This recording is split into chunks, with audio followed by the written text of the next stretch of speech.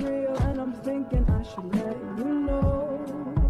Warahmatullahi wabarakatuh. Waalaikumsalam warahmatullahi wabarakatuh. Apa kabarnya anak-anak? Alhamdulillah. Baik, sebelum mulai pembelajaran hari ini sebaiknya kita berdoa dulu. Berdoa dipimpin oleh ketua kelas. Sebelum kita mengawali pembelajaran pada hari ini, sebaiknya kita berdoa menurut keyakinan dan kepercayaan masing-masing. Berdoa dipersilakan. Berdoa selesai. Baik, saya absen dulu ya. Ahmad, Hadir, Bu. Bejo. Hadir, Bu. Oke, kita langsung mulai materi ya. Materi pada hari ini adalah teks negosiasi. Sebelumnya ada yang pernah mendengar atau pernah melakukan negosiasi? Pernah. Baik, pada hari ini Ibu akan menjelaskan tentang teks negosiasi. Teks negosiasi adalah bentuk interaksi sosial yang bertujuan untuk mencapai kesepakatan di antara pihak-pihak yang mempunyai kepentingan yang berbeda. Maksudnya paham nggak anak-anak? Paham, Bu. Nah, jadi teks negosiasi adalah di mana dua belah pihak yang berinteraksi untuk memenuhi kepentingannya masing-masing. Misalnya yang satu sebagai penjual, yang satunya lagi sebagai pembeli. Paham anak-anak? Paham. Nah, baik, ciri-ciri teks negosiasi yang pertama adalah menghasilkan kesepakatan, di mana kedua belah pihak tersebut mencapai kesepakatan yang sebagai pembeli menyetujui harga yang telah diberikan oleh si penjual. Yang kedua, memprioritaskan kepentingan bersama. Jadi maksudnya si pembeli memprioritaskan harga yang dia inginkan, yang maksudnya yang dia tawar, dan yang penjual memprioritaskan harga yang telah mereka tentukan. Yang ketiga, menggunakan sarana untuk mencari penyelesaian. Jadi contohnya mereka tuh saling mencari penyelesaian bagaimana harganya biar pas gitu untuk mereka berdua tanpa merugikan satu sama lain. Yang selanjutnya adalah kaidah kebahasaan. Satu, bahasanya yang santun. Bagaimana bahasa yang santun tersebut adalah kita sebagai pembeli tidak boleh kayak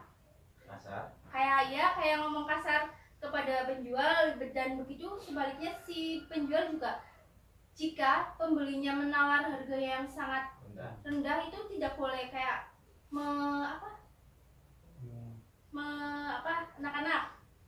Apa ya, Bu ya? Saya juga lupa, Bu. Jadi gini loh, jika ada pembeli yang menawar harganya terlalu rendah, si penjual juga tidak boleh kayak memojokkan pembeli gitu. Oh iya. Jadi harus dengan bahasa yang santun. Yang kedua adalah dengan bahasa persuasif. Ada yang tahu bahasa persuasif itu apa? Persuasif itu bahasa yang apa ya? Jadi bahasa persuasif adalah bahasa yang membujuk. Jadi si pembeli membujuk si penjual untuk menyetujui harga yang sudah ditentukan, betul. Dan si penjual juga harus membujuk, meyakinkan si pembeli tersebut supaya jadi membeli barang atau jasa yang telah ditawar. Yang ketiga adalah kesepakatan. Kesepakatannya tidak merugikan antara kedua belah pihak. Jadi sebelum melakukan pembelian atau deal ya ibaratnya gitu, kesepakatan itu tuh atau harga yang telah ditentukan itu tidak merugikan antara kedua belah pihak tersebut. Paham anak-anak sampai sini? Paham. Apakah ada yang ingin ditanyakan? Ada. Apa? Kalau teks negosiasi itu apakah digunakan di jual beli atau ya bisa digunakan pada komunikasi yang lain? Oh iya, jadi teks negosiasi itu tidak hanya dilakukan di jual beli ya, bisa di dalam kelas, misalkan dalam pembagian kelompok kita bisa bernegosiasi, kita mau sama siapa. Oke, selanjutnya ada struktur teks negosiasi. Strukturnya yang pertama adalah orientasi. Orientasi biasanya berisi tentang kalimat pembuka. Contohnya kayak mengucapkan salam, mengucapkan selamat pagi, selamat sore, selamat malam. Terus yang kedua itu ada permintaan. Adalah suatu hal yang ingin dibeli oleh si pembeli. Jadi permintaannya mau beli apa gitu, apa mau beli cabai, beli bawang, atau beli jasa bisa juga. Yang ketiga juga ada pemenuhan, adalah kesanggupan si penjual terhadap apa yang diminta oleh si pembeli. Selanjutnya yang keempat ada penawaran. Penawaran adalah saling tawar menawar harga atau jasa antara pembeli dan si penjual. Yang kelima ada persetujuan. Persetujuan itu adalah kesepakatan antara pihak pembeli dan penjual sepakat untuk memenuhi syarat tersebut. Yang keenam adalah pembelian, di mana peristiwa tersebut itu si pembeli jadi untuk membeli atau tidak gitu. Jadi itu namanya struktur di pembelian. Yang selanjutnya yang ketujuh adalah penutup, biasanya berisi kalimat salam, penutup atau terima kasih dan sebagainya. Selanjutnya adalah tujuan negosiasi. Tujuan negosiasi ada yang tahu belum anak-anak? Tahu. Apa? Untuk mencapai kesepakatan. Iya, betul. Tujuan negosiasi atau teks negosiasi adalah untuk mencapai kesepakatan bersama, tapi tidak merugikan antara kedua belah pihak. Seperti itu.